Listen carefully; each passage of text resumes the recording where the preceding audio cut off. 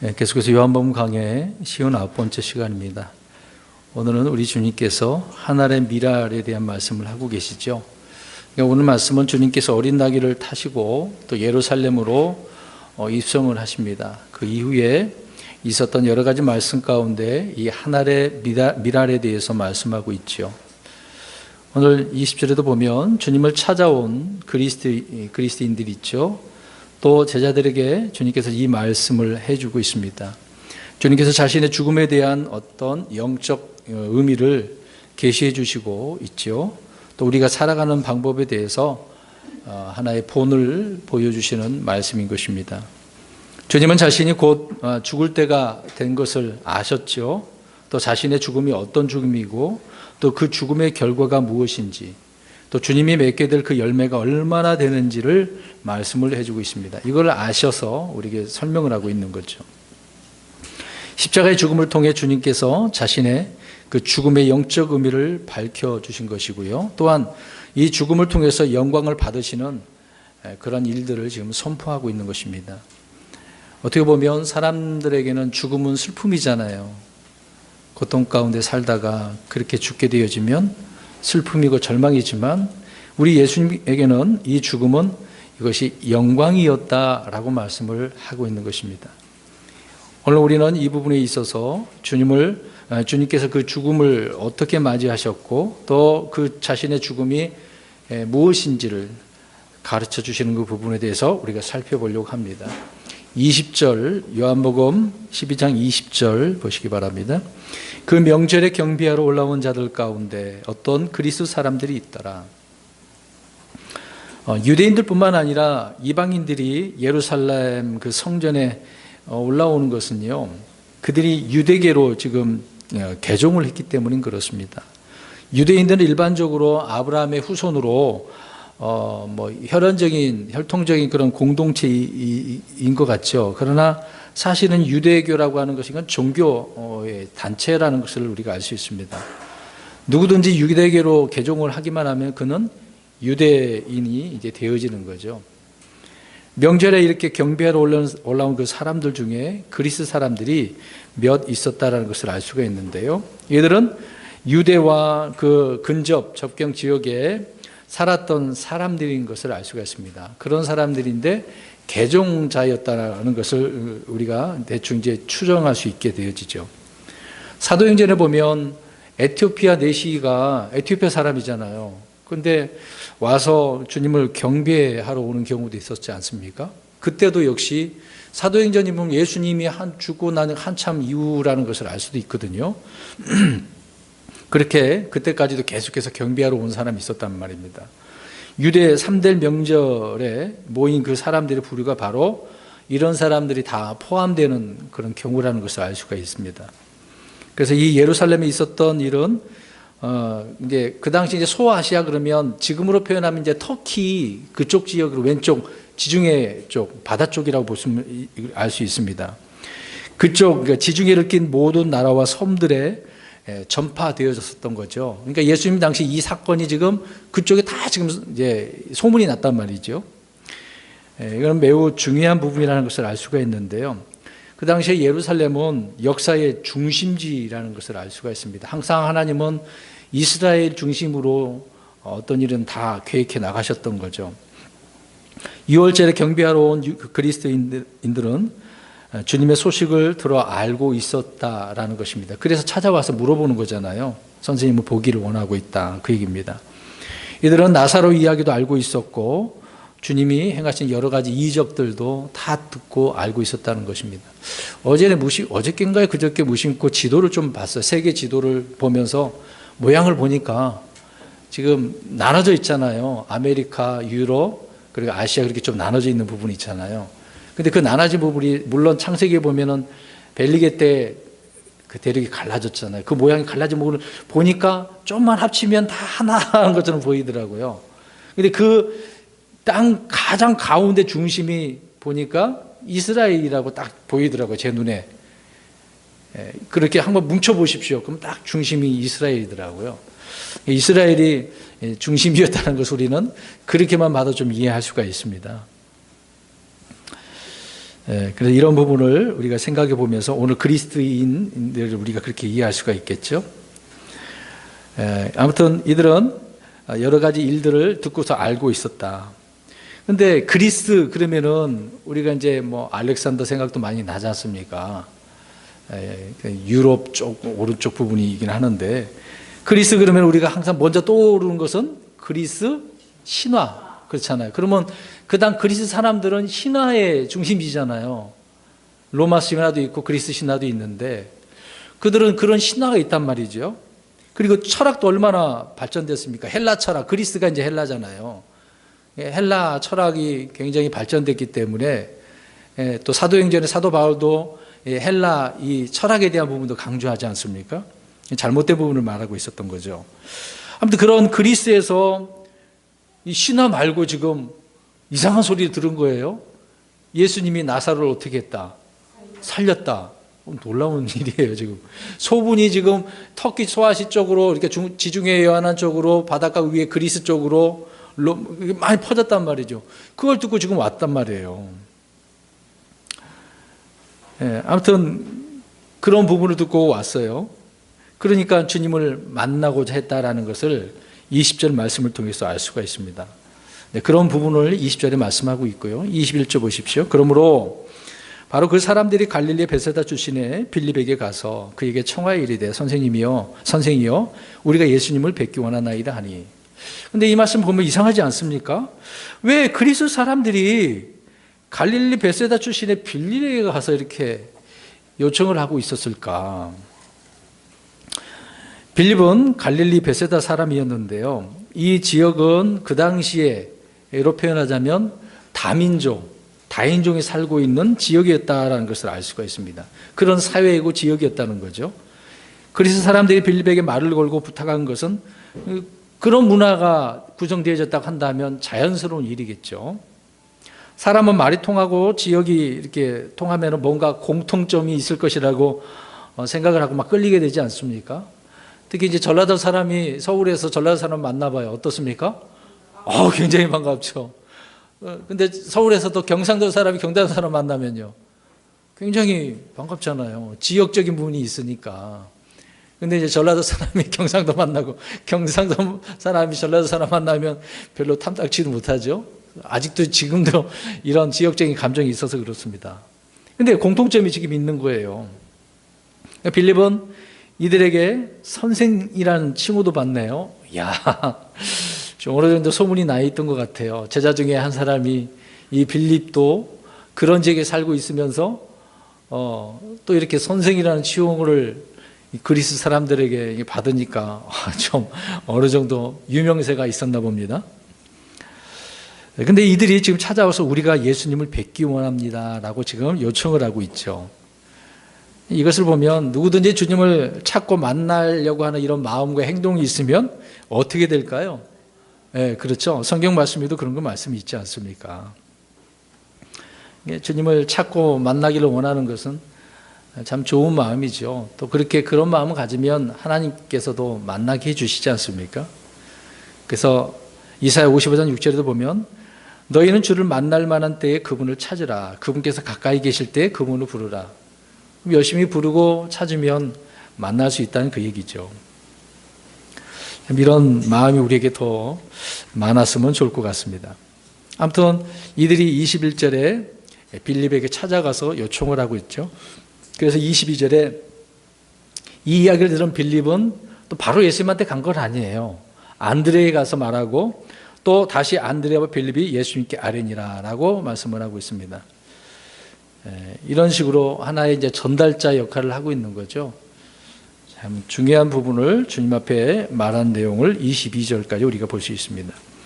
이제 그런 말을 들으셨어요. 이제 예수님 앞에 이야기를 하니까 예수님이 바로 23절에 말씀을 하네요. 예수님께서 그들에게 응답하여 이르시되 사람의 아들이 영광을 받을 때가 왔도다. 갑자기 이제 주님께서 뭔가 말씀을 해주시네요. 그들에게 즉시 대답을 해주십니다. 그들이 무슨 질문을 했는지 정확히는 알 수 없어요. 정확하게 기록되어져 있지 않기 때문에. 다만 유추해 볼 수 있는 것이 주님의 답변을 통해서 무슨 질문을 했는지 알 수가 있죠. 그들은 언제 왕이 될 것인지 아니면 죽음의 문제들에 대해서 질문을 한 것으로 이제 보이게 되어집니다. 그러면 이들이 지금 아까 이제 그리스 철학 얘기를 했지 않습니까? 신화도 있고 자기들이 들은 그런 생각을 한번 생각해 보세요. 근데 철학적인 관점에서 사후 세계, 영혼의 구원 등에 대해서 얼마 여러 가지 학설이 있지 않겠습니까? 근데 철학자들은 다 자기 나름대로의 그런 생각을 가지고 말을 하겠습니다만은 아무튼 그런 학설이 많고 논쟁이 많던 그런 시대에 그들이 그런 내용을 가지고 나사로가 살아났어? 죽었는데 살아났단 말이야? 생명에 대해서 궁금한 거잖아요. 근데 그런 문제를 예수님께서 해결해 줬다고? 지금 이런 질문을 하는 거잖아요. 그들이 가지고 있었던 철학과 그들의 신화로 이런 문제를 해결할 수 없는데 그런 문제. 그리고 또 하나는 또 그들은 또 유대교를 개종하는 자라고 우리가 알 수가 있는데 유대 율법으로도 해결할 수가 없지 않습니까? 율법에도 그런 내용이 어디 있었겠어요. 대원서에 좀 하나님께서 뭐 엘리야나 엘리사를 통해서 죽은 자 살린 그런 것도 있겠지만 이런 죽음의 문제에 대해서 질문했다고 한다면 주님께서는 자신의 죽음을 통해서 무엇을 해답으로 주시는 거예요? 생명. 자신의 죽음을 통해서 생명이 무엇인지를 답을 주고 있다. 그 얘기입니다. 주님께서는 자신의 죽음이 곧 가까이 왔음을 말씀하신 거죠. 여기서는 주님은 사람의 아들이라고 말씀을 하고 있습니다. 마태복음에는 주로 강조한 게 뭐죠? 유대인들의 왕이잖아요. 근데 여기서는 지금 사람의 아들로 강조를 하고 있네요. 이방인들을 포함한 모든 인류의 구주라는 것을 알 수가 있죠. 사람의 아들은 예수님께서 자기 자신의 계시를 이렇게 표현하고 있다는 것입니다. 그런데 가나 혼인잔치 때에는 자신의 때가 이르지 않았다고 좀 기다려야 된다고 그렇게 말씀하셨는데 이제는 때가 되신 거죠. 그래서 어떻게 보면 언제는 때가 아니라고 그러고 언제는 이게 때가 됐다고 그렇게 표현하고 그렇잖아요. 오늘 아까 우리 찬송 불렀습니다마는 주님의 시간에 이루어지기를 어떻게 하라고요? 기다리는 거잖아요. 때가. 주님은 때를 강조를 많이 하십니다. 근데 이제는 때가 되었다고 말씀합니다. 그게 뭐죠? 주님은 자신의 죽음을 무엇을 받을 때라고 하는 거예요? 그렇죠. 영광을 받을 때. 모순처럼 보이지만 아니죠. 생각해 보세요. 어떻게 죽음이 십자가가 영광이냐고요. 이건 그러니까 십자가에서 죽는 것은 그 당시에는 어떤 것입니까? 죄인, 저주받은 거라고 하잖아요. 갈라디아서 말씀하고 있는 것처럼. 십자가는 저주, 수치, 모욕을 말해주고 있습니다. 근데 예수님께서는 이 십자가의 죽음, 자신의 죽음을 영광받을 때라고. 오늘 여기 포인트입니다. 사람들이 생각하는 영광, 우리 주님이 생각하는 영광이 이렇게 다른 거죠. 오늘 오전에도 하나님께서 이루시고 다루시는 전쟁 방법, 사람들이 생각하는 거하고 다르잖아요. 우리 지금 요한복음 12장이지만 13장을 한번 넘겨보십시오. 13장 31절 32절에도 이 부분을 강조해서 말씀하고 있습니다. 눈으로 보시고 제가 읽겠습니다. 그러므로 그가 나간 뒤에 예수님께서 이르시되 이제 사람의 아들이 영광을 받았고, 이제 여기는 받았고라고 하죠. 하나님께서도 그 안에서 영광을 받으셨도다. 만일 하나님께서 그 안에서 영광을 받으셨으면 하나님께서 자신 안에서 그에게 영광을 주실 것이요 즉시 그에게 영광을 주시리라. 이 말씀은 우리가 생각하는 영광의 개념과는 완전히 다르지 않습니까? 주님은 우리를 위해 자신을 희생하는 것, 아버지 하나님의 말씀에 순종하시는 것, 또 그 뜻에 자신을 내어 맡기는 것, 이것이 무엇이라고 합니까? 영광이라고 하고 있죠. 주님은 사람들에게 받는 그 수치와 조롱은 전혀 개의치 않는 거예요. 너희는 떠들려면 떠들여, 마음대로 떠들어, 이제 그거죠. 오직 하나님의 뜻이 이루어지는 일이라고 한다면 그것이 바로 곧 영광이고 하나님께 드려지는 것이라고 말씀을 하고 있는 것입니다. 영광이라고 하는 것은 뭐 굉장히 광범위하기도 하죠. 근데 무엇이 드러나는 거예요. 드러나는 거예요.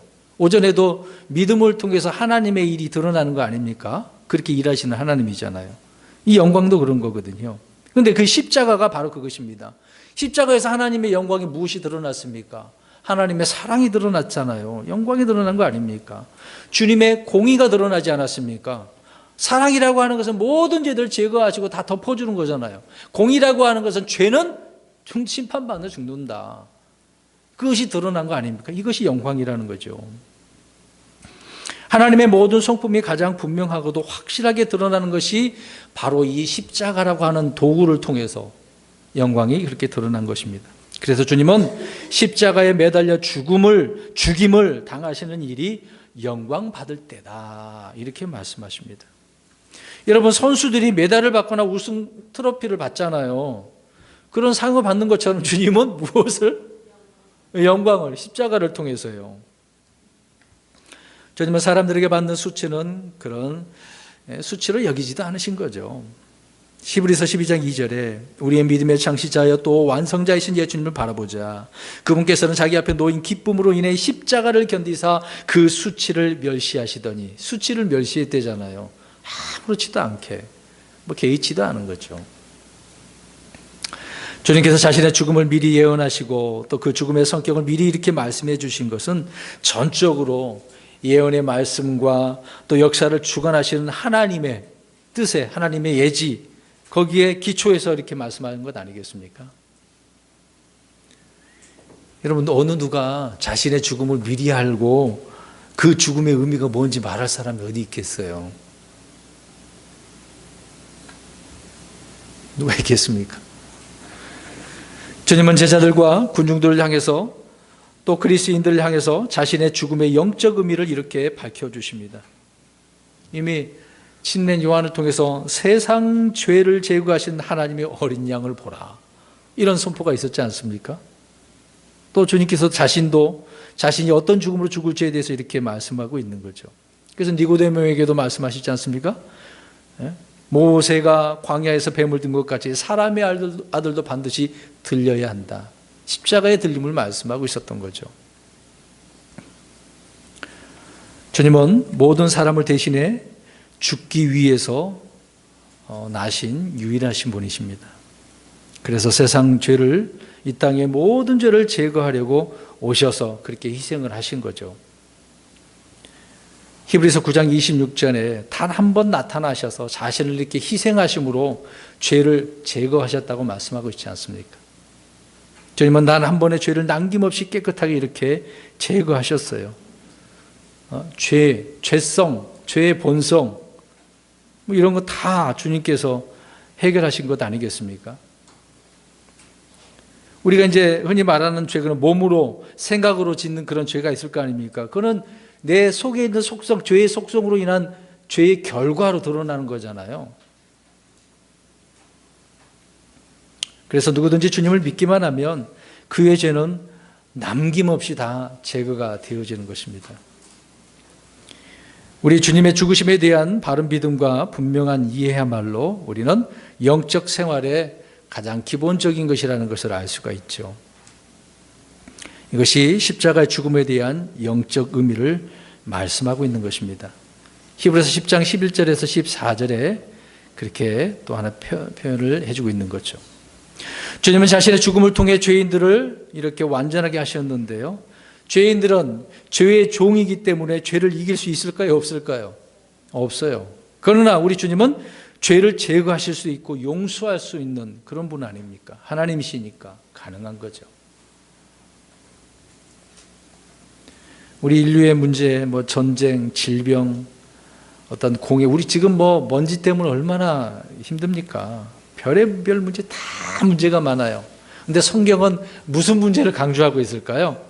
죄 문제. 이게 중요해요. 그래서 이 죄 문제를 우리 예수님이 해결해 주셨다, 그 얘기를 하고 있지 않습니까? 그러면 죄가 해결되면 모든 문제는 해결되는 거예요. 왜? 모든 원인은 다 죄에서 오기 때문에 그렇습니다. 죄에서. 질병도 그렇고 아픔도 그렇고 전쟁, 기아도 이런 것도 다, 특히 이스라엘 백성들에게서 그걸 딱 보여주잖아요. 그들은 하나님을 떠나면 100% 이런 것이 오는 거예요. 바로 전쟁이 오잖아요. 오늘 이번에 문제가 그 내용이에요. 3년 동안 잘 지냈는데 하나님을 딱 버렸어. 3년 만에. 그러니까 바로 그냥 이집트 시삭이 오잖아요. 하나님께서 치려고. 전쟁이 오잖아요. 기근? 그래, 내 말을 어겨? 사울 왕이 그랬잖아요. 말씀을 어기니까 바로 기근이 또 오잖아요. 다윗 때에. 이렇습니다. 그러니까 예로 보여주고 있는 거예요. 모든 문제는 죄의 원인이에요. 그 문제들이 어떻게 보면 무겁고 클 수 있을 것입니다. 힘들고 어렵죠. 그러나 주님이 보실 때는 개인이든 사회든 국가든 간에 인류의 모든 문제는 아무것도 아니죠. 죄가 문제입니다. 죄가 원인이고 죄의 해결이 없이는 어떤 해결도 근본 해결이 안 되기 때문에 그렇습니다. 그러니까 우리가 신앙생활의 첫 출발은 이 문제가 해결돼야 되는 거예요. 죄의 문제도 해결 안 하고 신앙생활 안 돼요. 할 수가 없습니다. 죄 문제가 해결 안 된 사람이 어떻게 구원을 받을 수 있습니까? 주님을 통해서 그 문제가 해결된다는 걸 믿어지고 확신이 있어야 그 다음에 일이 진행되는 거죠. 사람들이 주로 죄라고 말하는 것은 어떤 눈에 보이는 어떤 열매, 잎사귀만 보고 이야기하잖아요. 근데 죄는 타고난 본성입니다. 아예 그 속에서부터 나오는 것이기 때문에. 다양한 형태로 환경과 상황에 따라서 그렇게 드러나는 것일 뿐이에요. 정도가 심할 수 있고 덜할 수도 있지만 죄라는 것은 본질적으로 동일한 거거든요. 주님은 죄의 결과 행위와 그 열매도 용서하시고 깨끗하게 하시지만 끊임없이 이 죄의 문제, 그래서 이거를 해결해 주시는 분이지 않습니까? 그래서 십자가에서 죽으신 거죠. 여러분, 죄와 죄들이 그리스도로 말미암아 제거되었다는 사실 믿으십니까? 네, 그러니까 우리는 감사한 거죠. 주님에 의해서 완전하게 이루어진 이런 완성된 사역을 믿을 때 우리의 죄는 양털같이 흰 눈같이 어때요? 깨끗한 거예요. 그러니까 하나님께서 저와 여러분을 보실 때 죄가 하나도 안 보여. 누가? 예수님이 십자가를 통해서 깨끗하게 제거됐으니까. 그래서 흰 눈같이 깨끗한 거죠. 우리 개인적으로는 보잘것 없죠. 예수님이 아니면 우리는 아무것도 아니거든요. 하나님이 쳐다도 안 봐요. 예수님 때문에 쳐다보시는 거거든요. 여기 계신 분들. 예수님이 아니면 안 쳐다봐요. 자신의 행위나 노력으로 주님이 행하신 일에 더하거나 빼야 할 수 없지 않습니까? 이렇게 주 예수 그리스도의 죽음, 그분이 십자가의 몸으로 달려 죽으시는 일에 대해서 정확한 이런 영적 진리를 우리의 마음으로 믿고 또 깨닫는 일이 최선인 것이죠. 그래서 우리는 모든 부분을, 이런 부분을 내 안에 그대로 받아들이면 되는 것입니다. 우리 한 구절 보겠습니다. 베드로전서 2장 24절. 지금까지 말씀드렸던 그런 내용들이 여기 기록되어 있는데요. 여기 보면 주님이 십자가에 왜 달리셨는지 그 이유와 목적을 베드로 사도가 말씀하고 있습니다. 베드로전서 2장 24절 시작. 친히 나무에 달려 자신의 몸으로 우리의 죄들을 지셨으니 이것은 죄들에 대하여 죽은 우리가 살아서 의에 이르게 하려 하심이라. 그분께서 채찍에 맞음으로 너희가 고침을 받았나니. 아멘. 보세요. 자신의 몸으로 우리의 죄들을 지셨다는 것이 첫 번째죠. 그 다음에 우리의 죄들에 대해서 죽게 하시고 살아서 뭐가 이르게? 의에 이르게 하시는 것. 이게 두 번째죠. 죽은 다음에 의가 온 것입니다. 주님께서 자신의 이 죽음의 때에 말씀을 했지만 제자들은 근데 잘 알아듣지 못했어요. 주님이 곧 죽으셔야 한다는 사실을 그들은 영광을 잘못 생각하는 거죠. 이제 한 자리 하겠구나. 이제서야 뭔가 좀 우리를 손가락질하고 조롱했던 그 사람들을 한 방 날릴 수 있겠구나. 이럴 좀 그렇게 생각하는 거. 이 제자들은 잘못 정반대로 생각하고 있는 거죠.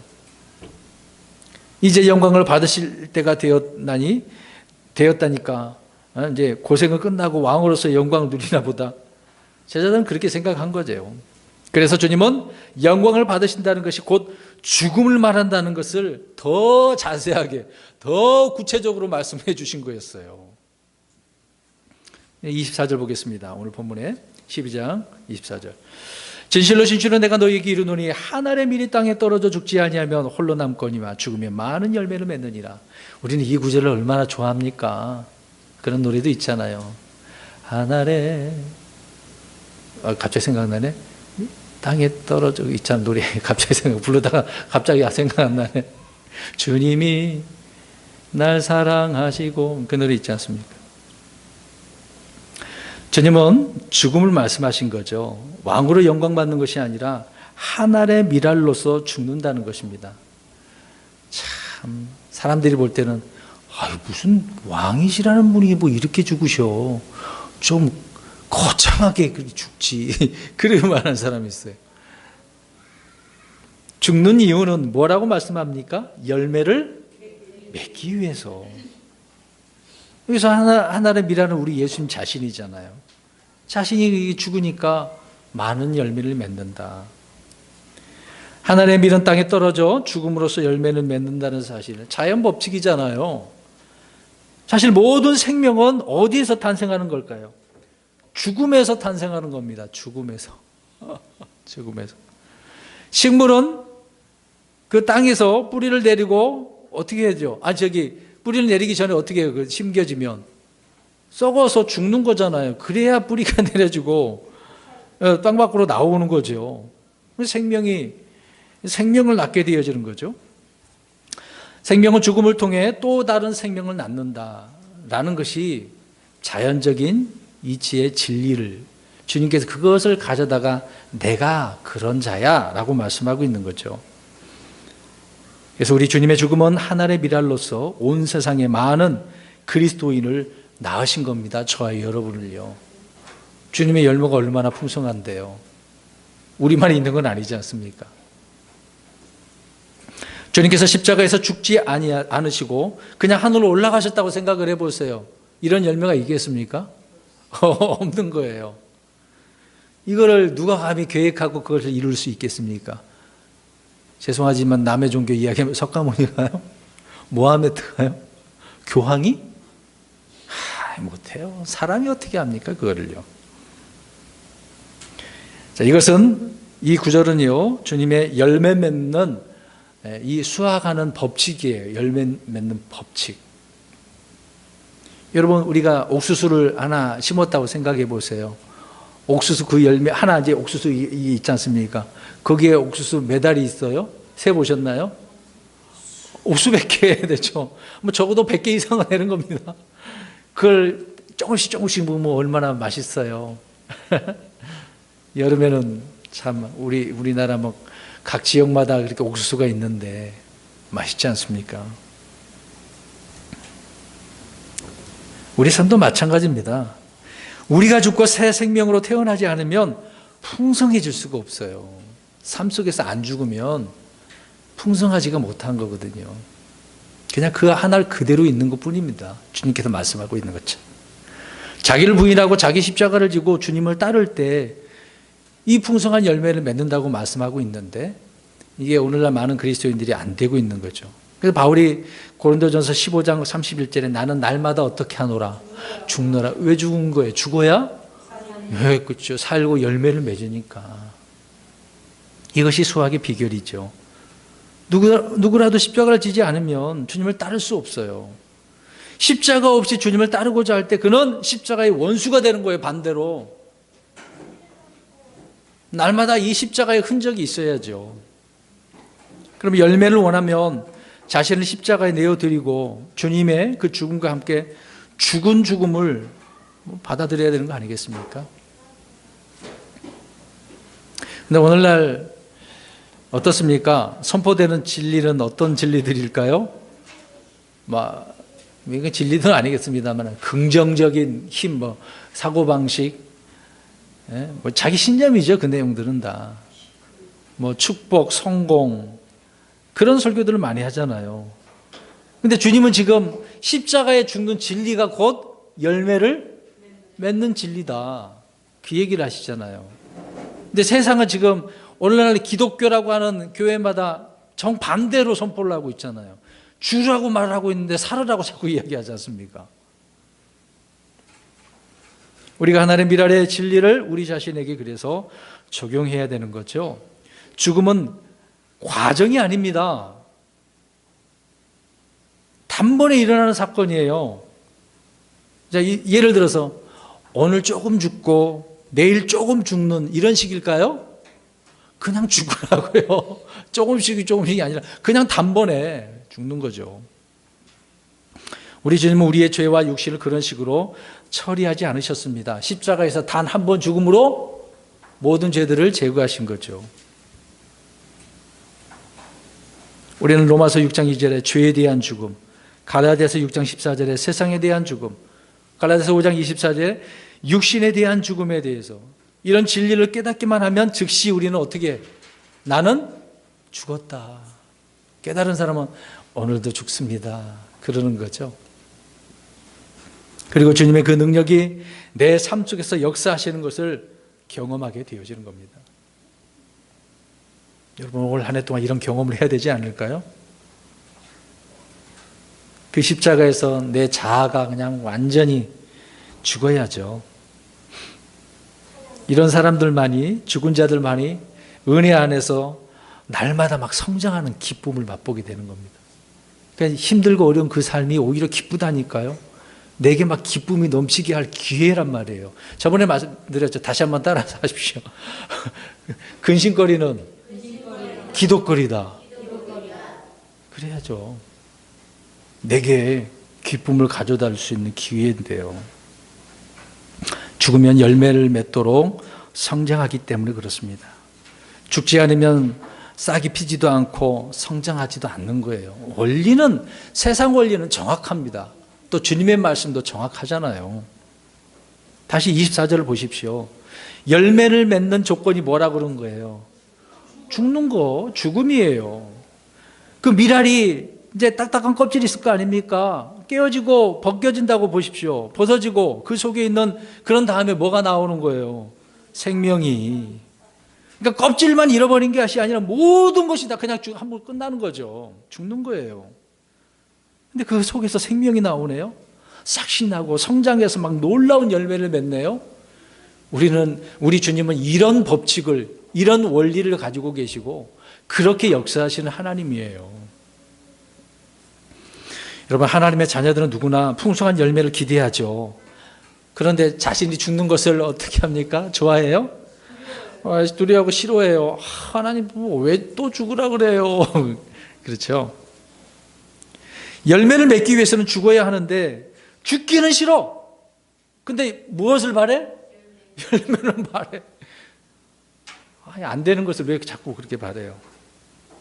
그러다 보니까 하나님의 미랄로서 그냥 살아가고자 하는 거죠. 이제 열매를 바라는데 죽기는 싫으니까 그냥 이 정도면 됐죠. 뭐 그냥 이 하나의 미랄로만 살겠습니다. 근데 주님은 그렇게 하라고 그러지 않잖아요. 야, 그러지 말고 죽어야 돼. 그럼 많은 열매를 맺어. 이렇게 말씀하고 있습니다.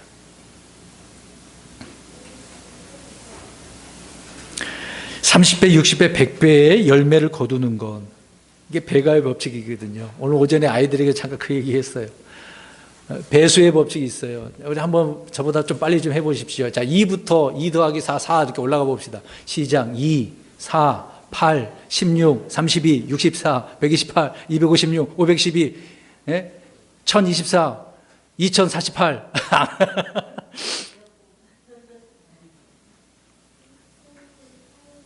이게 배의 법칙이거든요. 30배, 60배, 100배의 열매, 우리 주님을 통해서 가능한 겁니다. 단지 거기에 뭐가? 죽음이 필요하다. 여러분, 그냥 이런 배가의 법칙에 대해서는 우리는 흔히 그냥 막 매혹되어지잖아요. 그렇게 되기를 바라고. 죽지 않고 이런 방법이 없을까? 비결이 없을까? 여러분, 그런 프로그램도 얼마나 많아요. 교회 안에. 분명히 성경은 죽으라고 그랬는데 죽기는 싫으니까 이 방법 저 방법 다 동원하잖아요. 그래서 부흥에도 참석하고 기도원도 가보고 유명한 그 부흥 강사님한테 기도 한번 받으려고 돈을 막 쌓아들고 가. 아이고 참. 이게 세상 방법입니다. 오늘날 교회 안에 그게 들어온 거죠. 그런데 죽으면 열매 맺는다고 주님께서 이렇게 말씀하고 있는데, 죽으면 되는 일을 죽지 않고 열매를 맺는 그런 방법을 찾는 것이 너무도 많아요. 오늘날 많은 성도들이 그래요. 왜 우리가 죽으면 생명이 나오겠습니까? 우리 안에 뭐가 있으니까 생명이 나오겠어요? 그리고 예수님의 생명이 있으니까 생명이 나오는 거예요. 생명이 없는 것은 죽으면 썩어버리는 것이 전부지만, 생명이 있는 것은 죽음으로 무엇을 낳아요? 열매, 그 생명으로 나오는 거죠. 우리 고린도후서 한번 읽어보겠습니다. 4장 7절에서 11절. 좀 깁니다. 여기에 또 그 말씀을 하고 있어요. 고린도후서 4장 7절에서 11절. 우리는 성경의 원리를 알면요, 그냥 딱 이렇게 허벅지를 딱 차는 거야. 아, 그렇구나. 그런 감탄사가 나와야죠. 자, 읽어봅니다. 후서 4장 7절에서 11절 시작. 그러나 우리가 이 보배를 질그릇 안에 가지고 있나니 이것은 뛰어난 권능이 하나님에게서 나며 우리에게서 나지 아니하게 하려 함이라. 우리가 사방에서 고난을 당하나 괴로워하지 아니하며 난처한 일을 당하나 절망하지 아니하고 핍박을 받으나 버림받지 아니하며 거꾸로 때림을 당하나 망하지 아니하고 우리가 항상 주 예수님의 죽으심을 몸에 짊어지면 예수님의 생명 또한 우리 몸에 나타나게 하려 함이라. 살아있는 우리가 예수님으로 인하여 항상 죽음에 넘겨지면 예수님의 생명 또한 우리의 죽을 육체 안에 나타나게 하려 함이라. 아멘. 지금까지 말씀드렸던 다 여기 있잖아요. 주님의 생명이 내 안에 있는데 내가 죽으니까 생명이 그냥 생명을 낳고 막 열매를 맺네. 우리 안에 예수님의 생명이 육신의 단단한 껍질 속에 갇혀 있다고 한다면 나타날 수 없죠. 우리의 겉사람이 완전히 죽을 때 속에 있는 예수님의 생명이 우리의 몸에 나타나는 거예요. 믿으십니까? 주님의 생명이 나타나는 삶이, 그렇게 살아가는 삶이 성도의 향기고 빛을 발하는 삶이 아니겠습니까? 이렇게 되기를 바랄 뿐입니다. 주님 우리에게 어떤 종교 행위를 하라는 것이 아니죠. 우리 안에 있는 주님의 몸으로 드러나게 하라는 겁니다. 우리 안에 있는 그 주님을 몸으로, 내 몸으로. 신앙생활이라고 하는 것이 어떤 외식적인 거나 율법적인 그런 삶이 아니라는 거죠. 주님의 생명을 드러나게 하는 삶이 그냥 전부인 거예요. 그게 다예요. 세상 사람들은 우리의 무엇을 보는 것이 아니라 우리를 통해 주님을 보게 되고 주님을 접하게 될 수 있는 것 아니겠습니까? 그게 영적 생활의 비결이죠. 여러분, 죽는 일에 무슨 쾌락과 즐거움이 있겠어요? 그러나 열매를 맺을 때는 누구나 기쁨과 즐거움이 있는 거 아니겠습니까? 여기에 우리가 목적을 둬야 되겠죠. 그 다음에 오늘 본문 25절입니다. 자기 생명을 사랑하는 자는 그것을 잃을 것이요 이 세상에서 자기 생명을 미워하는 자는 영생에 이르도록 그것을 간직하리라. 또 여기에 문제점이 있네요. 주님은 영적 원리를 자신에게 자신에게 한정시켰다가 이제는 어떻게 하고 있습니까? 모든 사람에게 지금 말씀을 하고 있는 거예요. 더 확장시켜서 말씀합니다. 모든 사람에게 적용할 수 있는 진리로 말씀하고 있는 거죠. 이게 역설의 진리입니다. 성경은 그런 예가 많잖아요. 섬김을 받으려면 어떻게 하래요? 이게 역설의 진리잖아요. 높아지고자 하려면 낮아져야 돼요. 잘 알고 계시네요. 정답을 알고 계시네. 얻고자 하면 잃을 것이고 잃는 자는 얻는다. 죽으면 살고 살면 이게 역설의 진리잖아요. 주라 그러면 얻을 거야, 받을 거야. 놀랍지 않습니까? 이런 진리를 지금 25절에서 말씀하고 있는 거예요. 마지막 26절입니다. 어떤 사람이 나를 섬기면 그는 나를 따를지니라. 내가 있는 곳에 거기에 내 종도 있으리니 어떤 사람이 나를 섬기면 내 아버지께서 그를 존귀히 여기시리라. 주님을 섬기려면 어떻게 해야 됩니까? 주님을 따라야 돼요. 말과 행동뿐만 아니라 모든 가르침, 또 주님의 교리, 사상, 교훈을 다 따라가야 되겠죠. 주님이 하는 그 방식과 반대로 하면 돼야 안 돼요? 안 되죠. 다르게 하면 안 됩니다. 그러면 그는 제자예요, 제자가 아니에요? 제자가 아니죠. 반대로 하는데 어떻게 제자입니까? 주님의 방식대로 해야 주님의 제자예요. 주님의 자녀입니다. 주님의 방식대로. 자, 방식이 중요합니다. 그런데요, 이런 것이 사람들이 보기에는 이게 비능률적이 아닙니까? 손해볼 것 같은데요. 효율이 떨어지지 않습니까? 아무것도 아닌 것처럼 보이는데요. 그러더라도 주님이 보여주신 대로, 주님이 말씀하신 대로 그냥 주님을 섬기고 따라가십시오. 그렇게 주님을 섬기면, 그렇게 따를 때 오늘 금방 26절에 말씀하고 있는 것처럼 그 종은 늘 주님이 계신 곳에 어떻게 해요? 있는 거예요. 주님과 함께 있는 거거든요. 내 종도 거기 있대잖아요. 내가 있는 곳에 내 종도 있다. 세상 끝까지 동행하시겠다는 약속의 말씀 아닙니까? 또 이 구절을 보니까 하나님 아버지께서 어떻게 여기신데 그를 존귀 여기신대잖아요.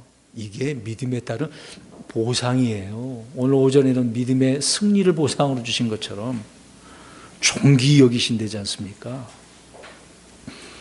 주님을 섬기고 수고한 것에 대한 보상입니다. 주님을 신뢰한 것에 대해서 보상. 이런 보상이 많아지기를 바랄 뿐입니다. 주님을 따르는 자들은 사람들에게는 욕을 먹을지라도 하나님께는 높임을 받네요. 다니엘은 어떻습니까? 또 다니엘의 그 친구들은 어떻습니까? 주님을 잘 섬겼잖아요. 그랬더니 하나님께서 어떻게 해주셨어요? 높여줬잖아요. 다니엘은 왕이 3번이나 바뀌었어. 이야. 여러분 자녀들 위해서 기도 많이 하잖아요.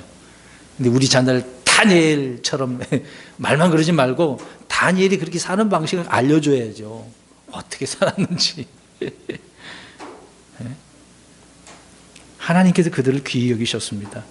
사람들의 눈앞에서 높여주시잖아요. 내가 높아지려고 한 것도 아닌데 주님을 신뢰하니까 그를 그렇게 들어서 사용을 해주시지 않습니까? 아니, 포로로 잡혀갔어. 근데 그곳에서 어떻게 해요? 이렇게 귀하게 써주시잖아요. 요셉은 어떻습니까? 팔려갔어. 누명 썼어. 그런데도 어때요? 요셉이 하나님과 함께 계셨고 또 높여주시지 않습니까? 아버지도 부모도 그렇고 내 형제들은 나를 버렸는데 될 대로 된 대로 이렇게 살지 어차피 이방 땅에 왔는데 우리 형제들도 볼 수도 없으니까 여기서 자수성가 해야지 이런 생각이 없겠어요. 그랬는데도 그곳에서 누구를 섬겨요? 하나님을 섬기잖아요. 하나님을 신뢰하지 않습니까? 하나님의 계획을 하나하나 깨닫게 되어질 때 하나님이 그를 형통하게 하시는 거 보십시오. 놀랍지 않습니까? 죽어야 돼요. 그러니까 만약 저와 여러분을 이 땅에서 높여주지 않으신다면 곧 우리가 있을 그리스도의 심판 속에서 다 보상해 주시지 않겠습니까? 꼭 보상 받으려고 한 건 아니지만 그래도 상 받기를 바라라고 그랬으니 그렇게 살아가는 것은 당연하겠죠. 결론적으로 말씀드리겠습니다. 우리 주님은 하늘의 미랄, 정말 자신이 그런 미랄로서 죽으셨고 많은 열매를 맺으셨습니다. 이것을 본인으로, 우리 예수님 자신으로 끝나는 것이 아니라 저와 여러분에게도 삶 속에서 죽으면 생명이 낳는다, 생명을 낳는다, 배가의 이 수학의 그 법칙을 말씀해 주셨습니다. 우리의 삶이 이렇게 하나님의 말씀이 믿어지고 또 그렇게 살아갈 때 엄청난 많은 풍성한 열매로 또 공급하시고 채워주시는 하나님의 그 보답이, 보상이 넘치시기를 주의 이름으로 축원합니다.